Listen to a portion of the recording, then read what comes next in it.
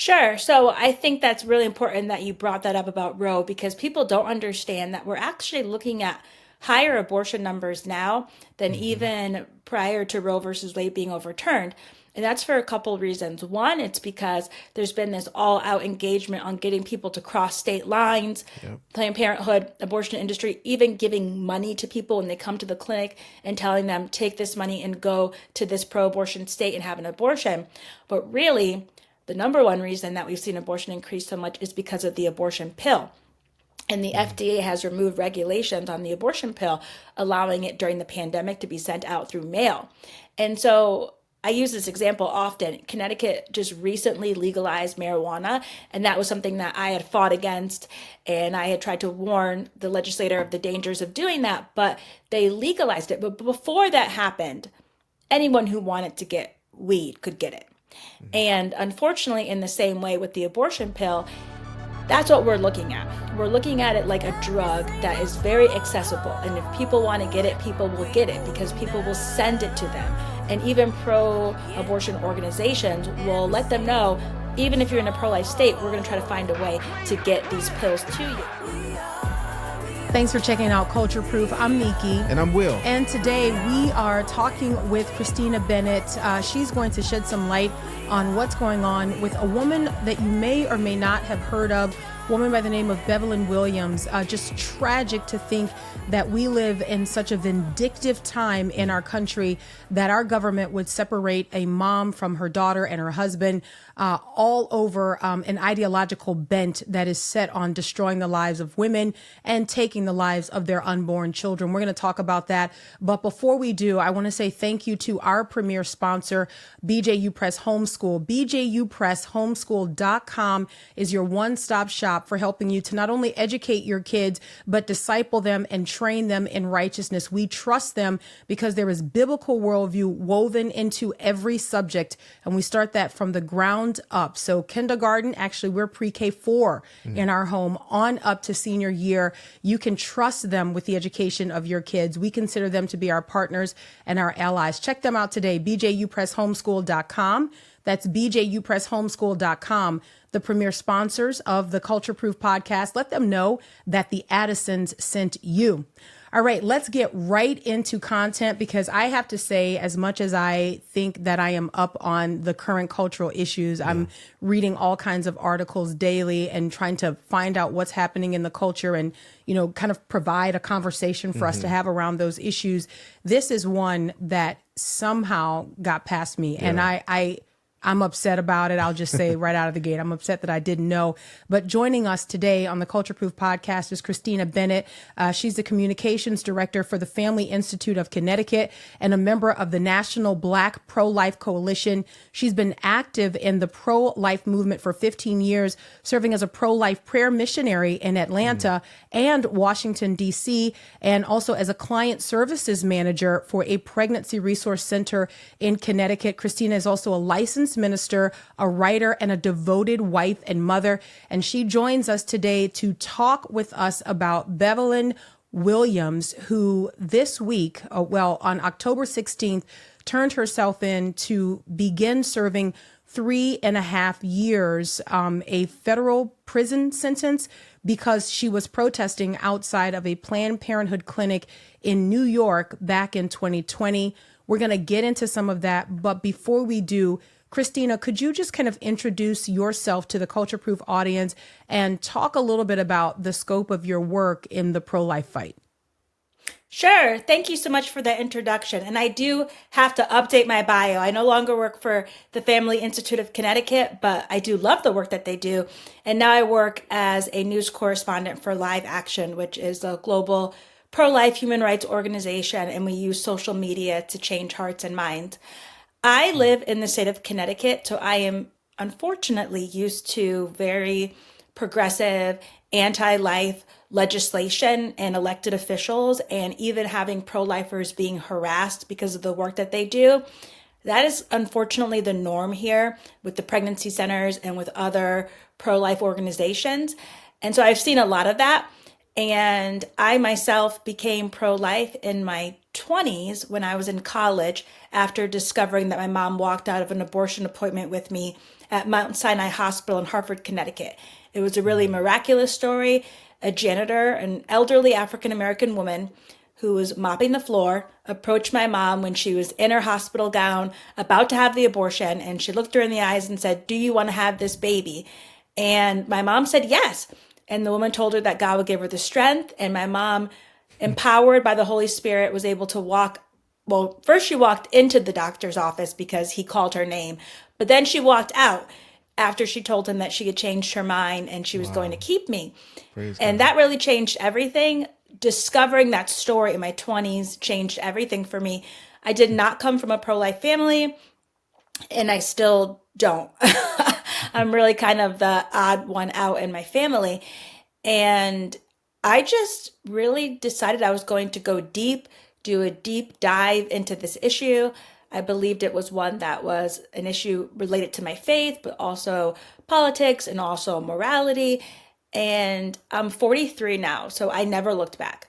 I never looked back. I've been doing pro-life work ever since discovering that my life was spared. Christina, I'm really interested, if you don't mind backing up just a little bit for my sake and for the sake of some of our listeners who may be curious about this. So you are in your 20s, and is it safe to say, is it fair to say that you probably are living what might be the typical Black woman's experience, that we are sort of like disconnected from some of these issues that might seem, even though we would be Christians, we would be attending church, we just would kind of be disconnected from these issues, not realizing that there are political issues that have moral implications. So here you are in your 20s, but then you make this discovery that almost, and I don't want to overstate it, but it seems like it causes a crisis of identity, right? Like, because some of the politics that we are navigating in our country overwhelmingly revolve around our identity.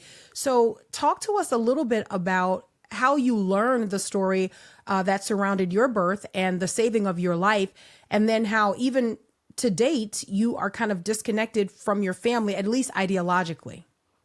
Right. So I was a Christian in college, although I was struggling. You know, my freshman year, I was going out to parties a little bit and trying to meet people, but I still lived by Christian values. So even when I ended up getting married in my 30s, I married as a virgin.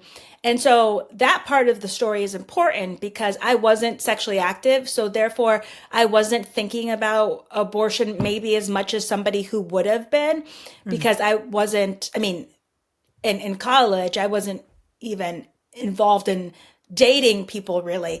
So it wasn't on my radar as much. But I do remember when I was in high school, Connecticut doesn't require parental notification. So you don't have to tell your parents if you're having an abortion. So I do remember in high school, someone that I knew who had an abortion, and her parents found out because they were cleaning her room and found the paperwork.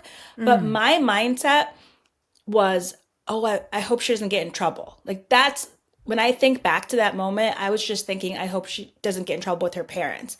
And then going into college, I would have friends talk to me about abortion, like maybe it came up in class, and I was just totally ignorant.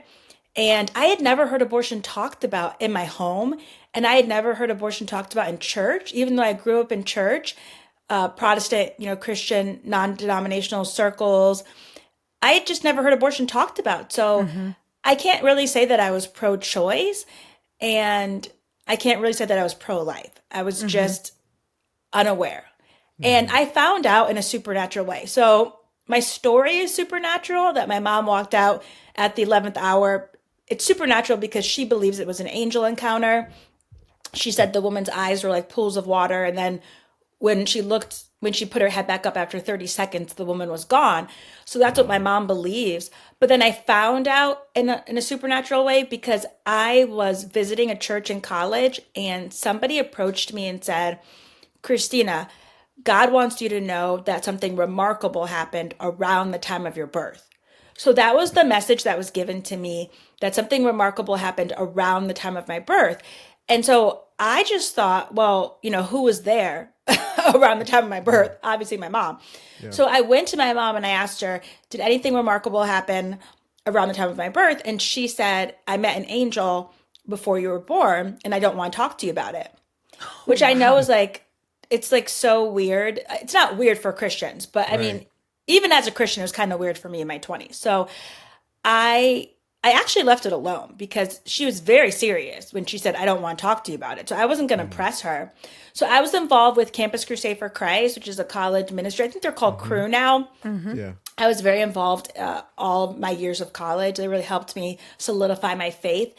And I went away on they were called Summer in the City. They were missions trips for the summer. So I went away to Kentucky and I ended up journaling and saying, when I get back home, I'm going to ask my mom about the angel encounter.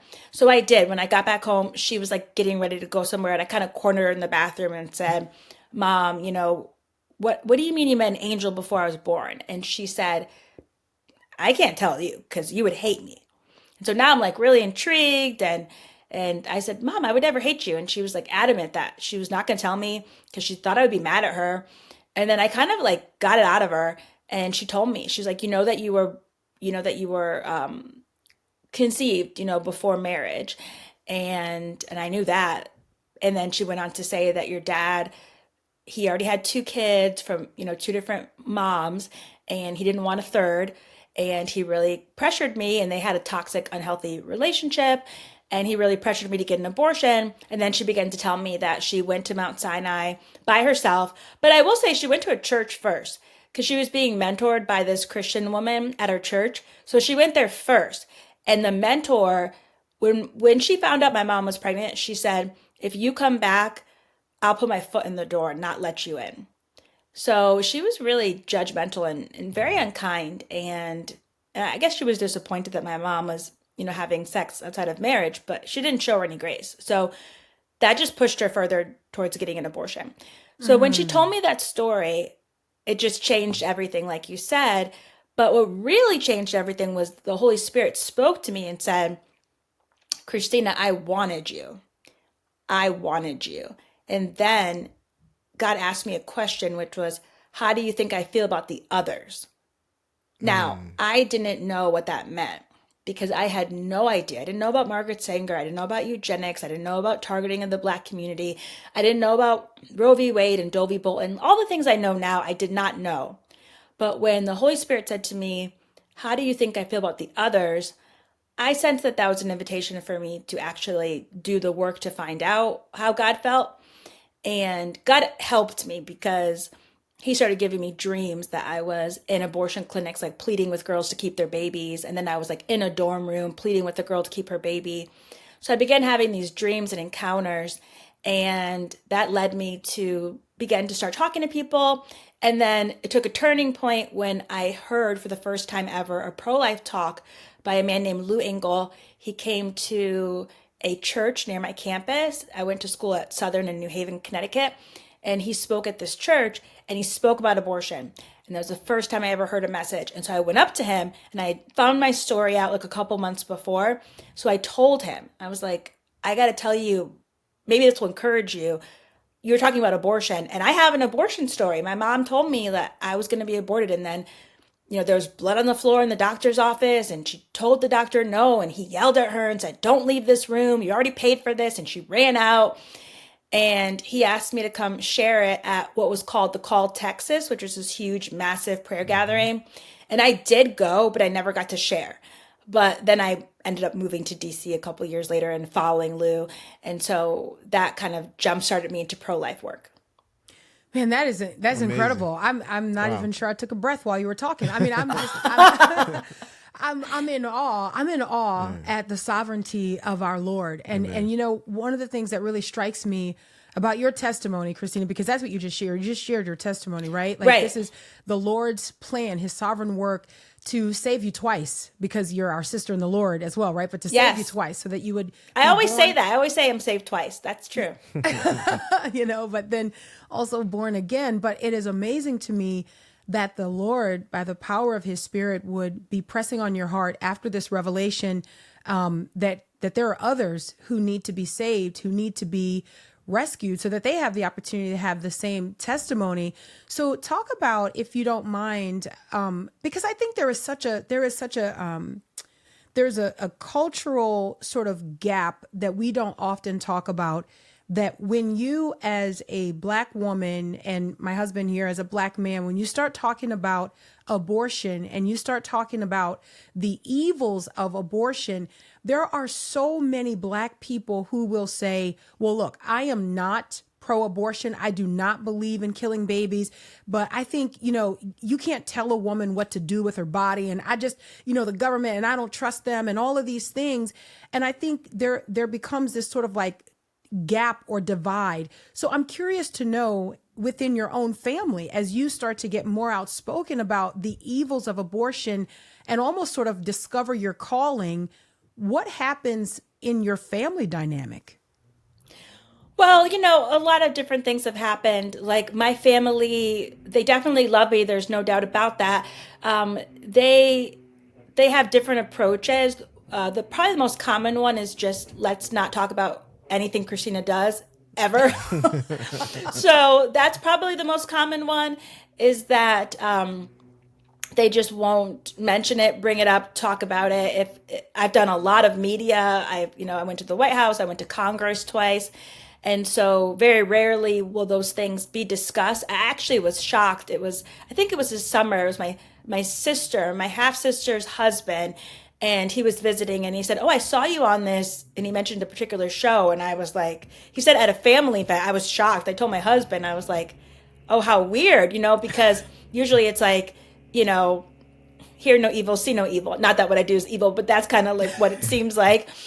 Oh, and that's usually the most common approach. Sometimes there have been discussions and even arguments at times, but overall it's just, Christina's kind of doing her thing, and there's always maybe there's comments that are made that I hear, but overall I'm just kind of on my own. But I'm grateful that my mom is very supportive of me. And I'm grateful that my dad is, very supportive of me as well, because it really is their story. And then God gave me a husband who I also am married to, African American man, and he didn't grow up hearing about abortion. And so when we got together, he didn't really know a lot about it. And I started bringing him to the abortion clinics to pray. And he always jokes that I was like, that I took him to the corner of murder, death, kill, homicide lane, because I took him to like the inner city. And I'm like, let's go stand outside the abortion clinic. And he was like, what? But he went with me. It's probably like a test.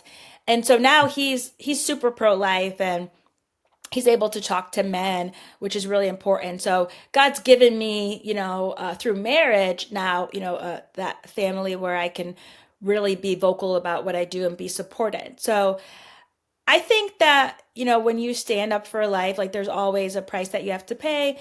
And sometimes it's that you feel rejection from those closest to you, or misunderstanding, or you're just, I like to say, like a prophet without honor in your hometown. Like that's, that would be probably me and my family.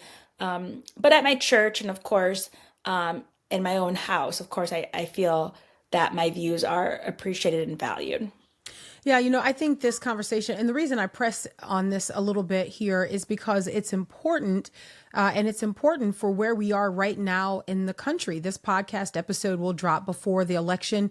And when I consider the information that I'm reading, like I just read most recently out of Newsweek, that this particular news cycle, or this particular polling cycle, has found that abortion has taken second spot on the number of issues that Americans care about as they go to the polls. Number one always being the economy, but it had been immigration, and now that's kind of been pushed to number three, and abortion is number two.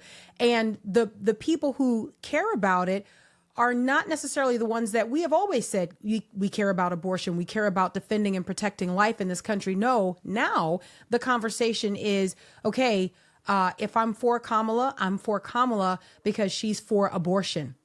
And that is chilling to think about. I'm wondering, as you kind of consider the landscape and look at the political implications of where we are, how are you assessing that? How are you, understanding that? Well, that's a great question. And I want to reiterate that whatever I share is through me personally and not through Live Action, because we're a nonprofit, even though I'm a spokesperson for them. But in my personal capacity, I will speak and say that, unfortunately, Harris is radically pro-abortion. And I've never lived in a time where I've seen so many Black women be so outspoken in support of abortion. I mean, I grew up and I looked at Oprah Winfrey as someone that I wanted to be like, especially because I was, a big talker. I was voted most talkative when I was in the fifth grade and then 12th grade. And I didn't have many examples. So I looked to her and I thought, oh, hopefully maybe one day maybe I could be a talk show host or a journalist. And I looked at movies and I would see, Whoopi Goldberg, and I would see her in movies, and I love The Color Purple and other things that she was in. But now in my 40s, I look at Oprah, I look at Whoopi, I look at Harris, and they are just absolutely radically obsessed with promoting abortion and lying to people. And it's very sad. And I think about young Black women who are growing up today, and that's what they're seeing. And it's not just them, they're seeing it in Essence, they're seeing it, Ebony, they're seeing it on the NAACP. They go on social media, and all of these, supposedly, pro-Black advocate organizations are speaking in support of the genocide, of our own people. And so it's very tragic. And I saw a town hall that Harris did with Oprah, where she was lying about Amber Thurman, who died in connection to taking the abortion pill, but she was blaming it on Georgia's, pro-life laws. And I've seen the way that churches, have embraced her. And she was just speaking at a church in Atlanta, I think it was last weekend. And actually, one of my friends who is a pro-life atheist disrupted the service and started screaming, what about the unborn? And they dragged her out. And she's a white pro-life atheist and a progressive. But even she knows that, you bring someone into church and they should be, held accountable when they are promoting the death and the murder of, of God's children. So it's very sad. And it's very sad that this issue has become important to people in this hour because they want more access or because they want to advocate for more death, because it really should have been important to them for the past 50 years because, over 60 million children have died. That should have been, a priority to them. But now it's because they feel like their rights are being taken away, when really it was never actually even a constitutional right. It was all just a miscarriage of justice from the beginning. That's right. That's right. Just your assessment on this, because as I'm listening to this, I'm thinking back to the DNC, the convention that they had, and that was like one of the number one things on the list: abortion. It was all throughout. How much of this do you believe, let's say in the African American community, is really the beliefs of an African American, or how much of it is just identity, like politics? I have to go this way because I identify with this group, and so they believe it. So, let's go ahead with this. Well, I think a lot of it is identity politics. And even for myself growing up, you're just taught certain things, like Black people, we're Democrat and we do these sports and we don't do these sports. We watch this and we don't watch this. We eat this and we don't eat this. You kind of just, you learn. And when I became a Republican, conservative through actually a dream, it was a dream that God gave me telling me that he wanted me to become a Republican. I kind of held off for a little while. I was like hesitant with the dream. And then I, accepted. And that's where I remain to this day. That's when I started realizing how many people who, when I would get in conversation with them, were voting a certain way or had certain beliefs, and it was based on, their upbringing, what they were taught and their culture.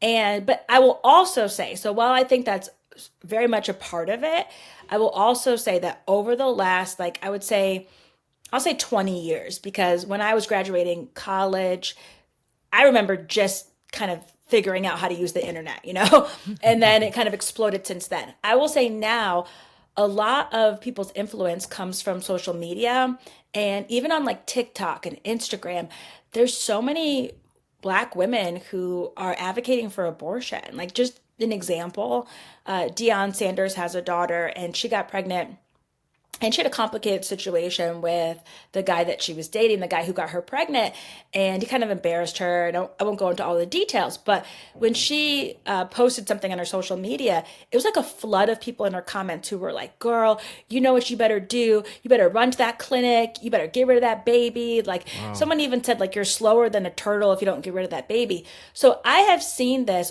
often. Even just the other day, I was in a hair salon, and I was just waiting for my appointment. It was a black hair salon, and they were randomly talking about a story of an older woman who got pregnant, like in her 50s. And someone said, "Well, you know what I would do, abort mission." And so I've seen just this, like, Wow. becoming so familiar with abortion because unfortunately we have been targeted, and now black people, women are 5 times more likely than any other race to have an abortion. And so this like familiarity with it, where it's like a joke, and people talk about it very casually online. Not to say that there's not pain when they make the decision, but just culturally it's become this thing that's kind of accepted. And people say all sorts of things like, you better go to the chop shop, you better head over there to the clinic, or even like really weird things like, I'm bringing that baby back to God. Like I'm saying, send back to maker, like. Man. And I've observed a lot of this. So I would say that for me, when I was growing up, I would say it was more of identity and your culture, and it still is, but like this new generation, it's combined with what they're hearing on social media and also their personal experience, because so many of them have had abortions, and so they're speaking Wow. from that place of brokenness. It's like it's cool and in vogue. Like they made it into a thing where it's like this is what we do, and we make light of it. It's wow. Yeah, it really is. But if you think about it, 50 years of abortion on demand, abortion without apology, and moving from, safe, legal, and rare, which it never really was, to now, abortion till 9 months for any reason. You can see. And then, of course, you got to add in the fact that silence from the churches. So if you're a young woman and you're not really hearing about it a lot in your family, but you go on social media, you're hearing about it. You're hearing about it from the Vice President of the United States. You're hearing about it from all these different Black organizations. And then you go to church, and especially if you're in the Northeast, it's probably a little bit different in the South, but especially here in New England, I mean, I would say that the majority of churches here do not talk about abortion at all. And that's from me living here, going all across the state and knocking on doors. It's like pulling teeth, trying to have conversations with people. More Catholics will talk about it, but like your majority Black Protestant churches, no. Wow. Yeah, I think this gets back to something that we've been saying here recently. And by the way, what you just shared grieves me deeply. Like I very rarely am I, do I feel speechless, but like, I guess I wasn't aware of some of the terms and some of the ways that abortion is being casually spoken of. I mean, the taking of innocent life, the murder of babies. And, I think of, and again, I grew up in the 80s and the 90s, and I think of what was supposed to be sort of the narrative around your heritage, right? That you are proud to be Black, that there is a history of suffering, that you need to value your life. You need to get out there and make something of your life. You stand on the shoulders of greatness, and all of these things, the messages that I remember hearing growing up. What is celebrated today in our culture as it pertains to the quote unquote Black experience flies in the face of all of that. I mean, those things are diametrically opposed to one another. You can't be both, proud and thinking of where you've come from and what you have an opportunity to do, while also killing off the future and Right. robbing the future of that opportunity that you are supposed to be grateful that you have. And I think that's a conversation that we need to have increasingly.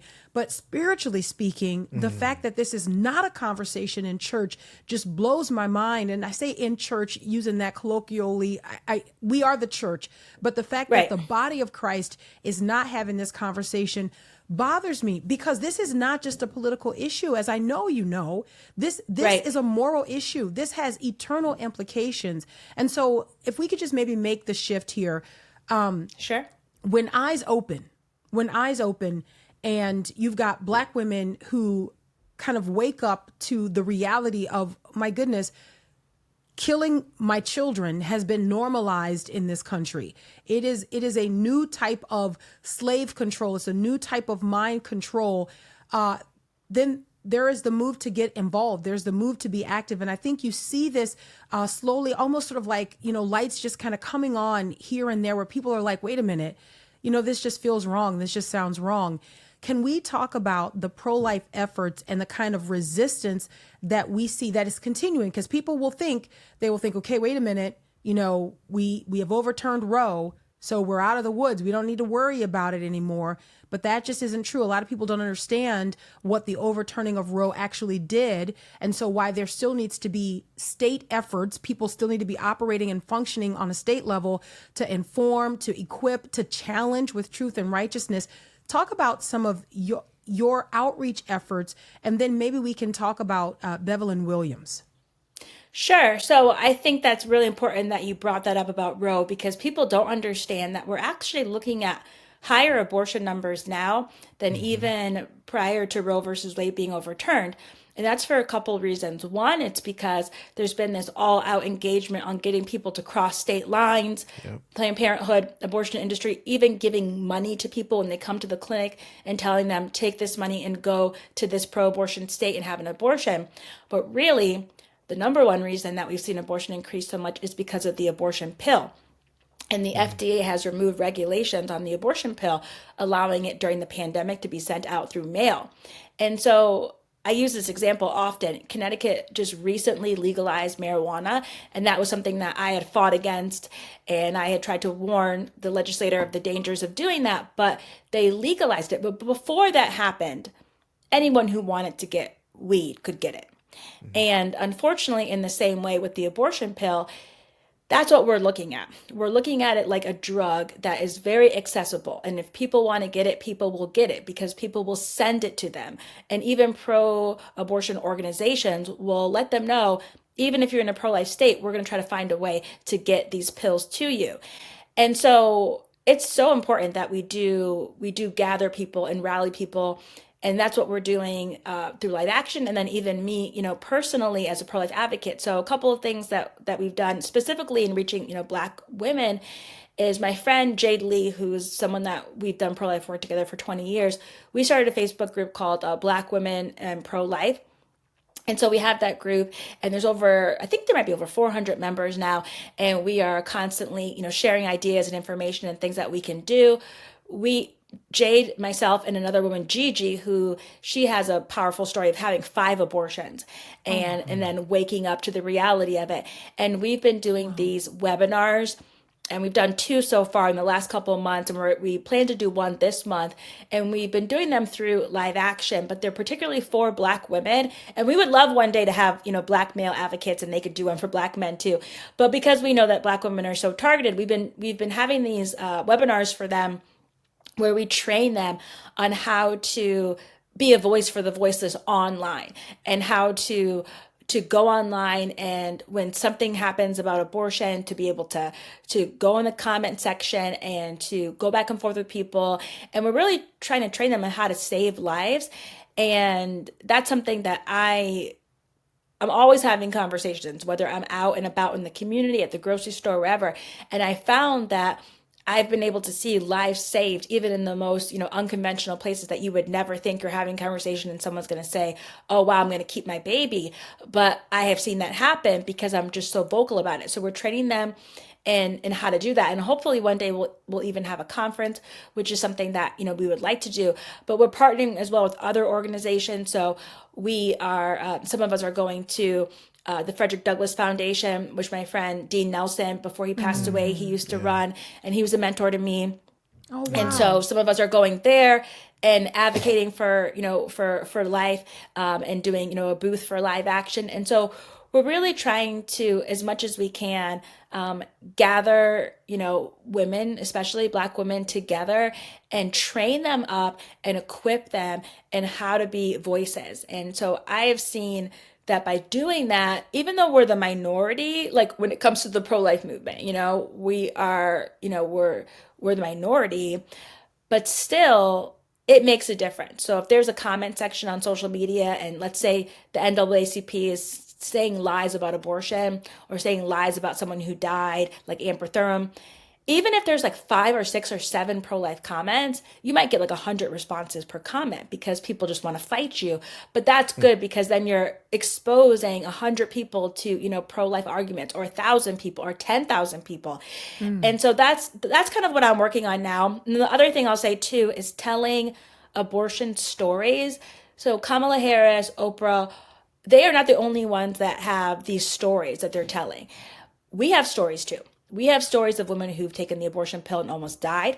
We have stories of women who've had the abortion, taken the abortion pill and had baby parts left inside of them. We have stories of women who've had multiple abortions, and also stories of people who've placed their children for adoption and chosen life.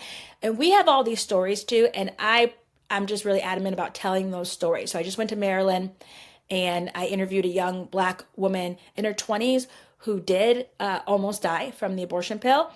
And her story, I actually looked at the final draft of it today, the video. It's very powerful. It'll move you to tears.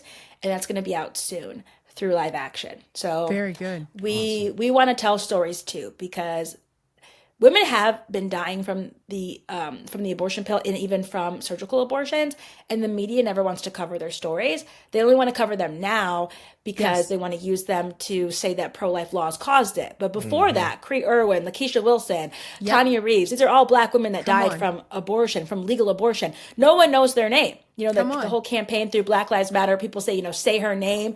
Nobody knows the names of these Black women who've died from legal abortion in a state where it was legal. It was just Planned Parenthood, did the hush money, paid the money out, and then their story got, just pushed under the rug. And, pro-life advocates shared the story, and that was it. And so I want to make these stories mainstream so that people know what's really going on. Yeah, no, that's good. I'm so glad you're doing that. I mean, that's probably one of the biggest lies in the last 10, 15 years is that Black Lives Matter. What we know is that only Black lives that have a certain ideological bent matter. Those are the only ones that matter. And so if those stories don't fit narratives, you don't get to care about those Black lives. And that's tragic. I'm glad you guys are doing that. Speaking of the stories and speaking of the personal stories that we can tell, let's tell Bevelyn Williams a story. She turned herself in on October 16th to serve 3.5 years because she was informing women outside of a Planned Parenthood clinic. Can you give us the details on her story and then tell us where we are now? So it actually happened in the summer of 2020 where she did a 2-day outreach in front of Planned Parenthood. And she's reported as saying that there was 150 clients that did not show up because of this outreach that she did. Now, where she got into trouble was that she attempted to block the abortion clinic entrance. And this is something that some pro-life advocates have done throughout history. And it is now especially something that they are being prosecuted for because we have something called the FACE Act, which is literally all about people that, well, it's supposed to be about multiple things. It's supposed to actually protect churches and pro-life organizations and pregnancy centers, but it's being weaponized, especially for people who do outreaches where they may be trying to block the entrance of an abortion clinic. Now, in the process of trying to do this, a woman said that her hand was injured. She said that Bev was pushing in and that she'd injured her hand. Now, Bevelyn says that it didn't happen exactly like that, but this is something that she was, brought charges on. But under the FACE Act, which she was officially charged for, was unlawful assembly, which is very strange. And so that actually leads me to believe that really, if there was an injury, it wasn't as significant as they're making it seem because she was brought up on charges of unlawful assembly. And what does that even really mean? We don't know. But what we do know is that she tried to appeal. She got a lawyer. She tried to appeal. And unfortunately, she was not able to.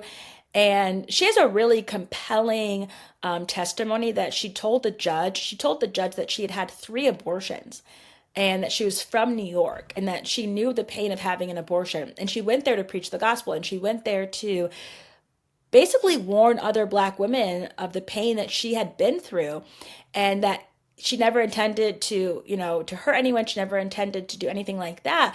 But she was intending to just let people know what she had been through and save lives. And unfortunately, this is the result of all of that. And they gave her a 3.5 year sentence. And like you said, she turned herself in. And now she's separated from her husband and her daughter. And I do think it's important to note because as I've shared this story, I've gotten different people who have, even pro-life people who give pushback and they say, well, she broke the law, so, she's deserving of this. And I've had other people say things like, well, how could she do this, with a daughter? I want to say that this happened in 2020. So her daughter's 2. So this is, before. I believe her daughter's 2. She's a toddler. So this happened in 2020. And I don't even think she was married at the time. I believe she was single. But in addition to that, when I look at her situation, now I'll say a couple of things. One, I will say that I don't advise anyone to block abortion clinic entrances because especially now, like you will likely go to jail. And not to say that that's not a worthy cause. And I definitely do believe in, in levels of civil disobedience and everything else. And that's why I have so much respect for the work that she does. I've done sidewalk advocacy myself too, but I always, I'm a real follower. So I'm always just, making sure I'm on the sidewalk like I'm supposed to be. And so there's different approaches throughout history. But I will say, when you look at civil rights history and when you look at human rights history, the people that we admire and the people that we look at and we call heroes today, in their day, they were looked at as criminals. And in their day, they broke the law. And it's interesting because even the day that she turned herself in, I heard on Christian radio going to drop my son off at school that it was the anniversary of like John Brown's raid. Remember John Brown through history, and he had that raid and he ended up, being killed. And that was very controversial because that wasn't even nonviolent. Like we admire like nonviolent, people like Dr. King and everything else. But here I am, the day that she turned herself in, listening to a Christian radio station, and they're mentioning that this is the day that, John Brown started his raid. And so there's even times where we look at people like even Dietrich Bonhoeffer, who, Dietrich Bonhoeffer was like trying to kill Hitler. And I think now if we were looking at it, we would think, oh my gosh, like how egregious, like this is horrible. But it's interesting how when you look at their actions, but you look at them in light of the evil that they're facing, that's the perspective that you have to have. So Bev, yeah, she blocked the door of an abortion clinic, and there's no, no one's denying that reality that that's what happened. But what's insane, what's really unjust is that what's going on inside of that clinic is the real violence. What's going on inside of that clinic should be illegal, but it's not. And she knows that, having had 3 abortions. What's going on inside of that clinic is that babies are being slaughtered and there's no justice. Like, I mean, there will be before God, but on earth, in New York, there's no justice. And she mentions in her testimony how when the governor of New York, when he, lit up the towers, pink for abortion, and when he did the Reproductive Health Act and solidified and advanced abortion, that was really bothersome to her, as it should be to everyone else. And so I think that this is something where the pro-life community needs to get behind her. So some people are critical, but most people are supportive of her, and she needs it because this is the holiday season. We've got Thanksgiving coming up. We've got Christmas coming up. And you've got this young Black mother who is away from her 2-year-old daughter. And she's too young to explain what's really going on. You can't explain to a toddler why mommy's going to jail. Probably every day she says, when's mommy coming back? And I hate to even think about that because it makes me just sad as a mom because I have a 4-year-old. And, I go to the airport and I feel bad. I feel bad about going to the airport and, and staying overnight somewhere, let alone, just being gone for 3 years. And so I do pray that she could get a pardon. That would only be possible if President Trump was elected and he pardoned her. But I do pray that could happen. Yeah, it's amazing to me. I was so struck by her story. And I think there are several ironies that are just kind of like packed into the story. I mean, one, the slaughter that's going on inside, right? That Right. that Right. nobody can talk about. It's not prosecuted, right? You are butchering babies like that. That's your business. That's what's happening behind the door. Miss Williams was blocking. Okay, that's what's happening Right. on the Right. other side of the door. Right. So there's an irony there. But then I go back to 2020 and 2021 where we just normalized like outbreaks of violence in inner city communities Right. all across this country. And who did we bring to justice for that? You know, you've got Right. elderly men and women who were not able to go and even get their prescriptions because they couldn't go out into their neighborhoods. You've got smash and grabs that were happening, clearly violations of law, and you've got these stores that are like, you know what, we're not coming back. Like Right. we are not going to return, even when it is safe to do so. We are not going to return because it isn't safe to do so. And yet, you've got this woman who, in an attempt to save life, right, to draw attention to the fact that innocent babies are being slaughtered, has been sentenced to 3.5 years. Like It's excessive. I don't understand that. And okay, so just last words here, Christina, before we wrap up. Where does this tell you that we are in our country? And I know that seems like In maybe the such a- danger zone. Okay. Yes. I mean, to me, it is frightening to think about what our country will prosecute and what our country values, right? Like, I think we are Right. saying something about what we value when we say what we will and what we will not prosecute. We will or will not bring charges regarding this or that. And danger zone, yes, it's frightening to me as a Bible believing Christian to think about the implications of this. Oh, we need to wake up. Like, we need to wake up, and we can't look at other people and think, oh, well, that happened to them because of, because they broke the law. And so therefore, they're guilty and they're deserving. But I'll tell you something. There are pro-lifers who are facing harassment and they are completely law abiding and they've done everything right.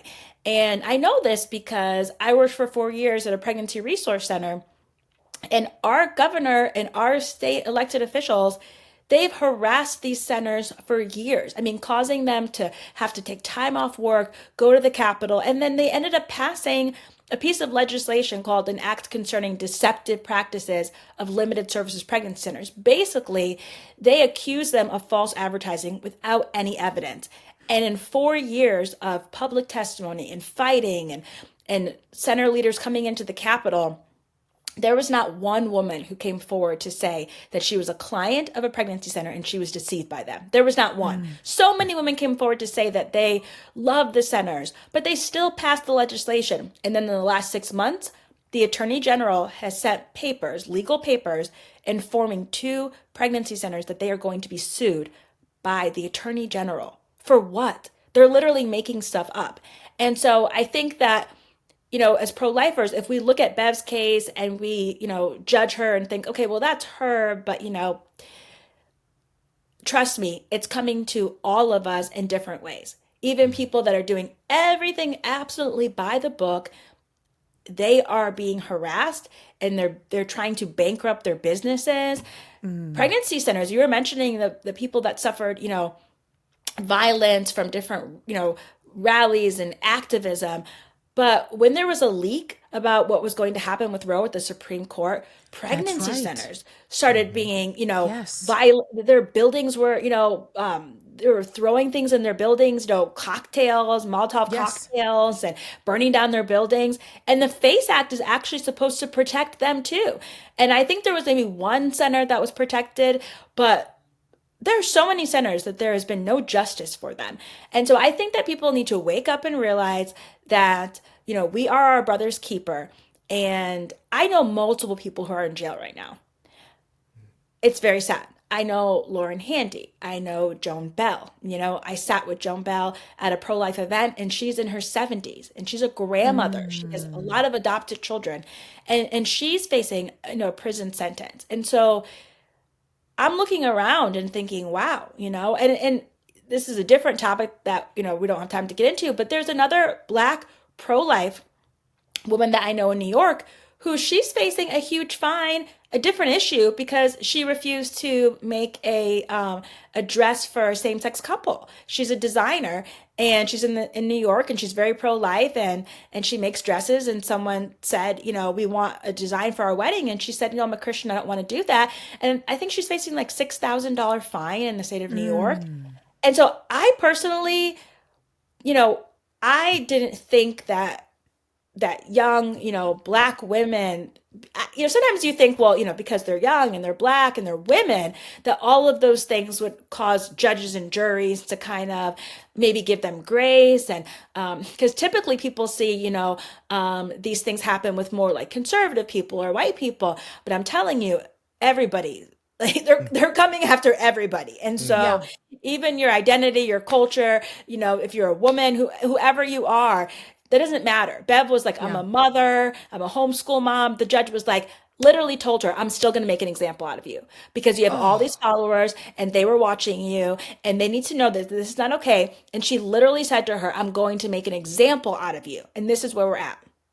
Oh my goodness. Wow. I just, it grieves me. I say all the time, I say this to our children, that if you want to understand what it is to be a minority in America, just be a Bible believing Christian. So without regard to the color of your skin or where you go to school or what your parents do for a living, if you are a Bible believing Christian, then you are a minority in this country, and you're going to feel that. I think increasingly we are feeling that. Christina, thank you so much for carving out time just to share your incredible testimony with us, and also that we can make some noise and draw some attention to Bevelyn Williams' story. How can our listeners connect with Live Action and keep up with the work that you guys are doing? Well, thank you again for having me. It was a wonderful conversation. I love to talk about this stuff because I'm so passionate about it. Live Action, we are on YouTube, Live Action Films. We have really great content on there. We are on Instagram, Facebook, TikTok. We have a website. We are just everywhere. And so we're very easy to find. And I would advise people to watch our videos and to share our content. And then if people want to connect with me, I'm also on Instagram, Black Pro-Life Woman. I made it really simple so people, people will be able to find me. Black Pro-Life Woman is my Instagram account. I'm the most active on there. I have like a Twitter, now X account, but I don't post as much.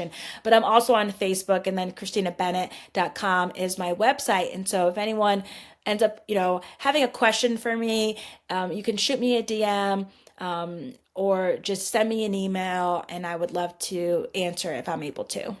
Absolutely. Christina, thank you so much. God bless you. God bless you too. When we resist those cultural trends that rival the truth, we remain cultural truth. Until next time, Lord willing. God bless.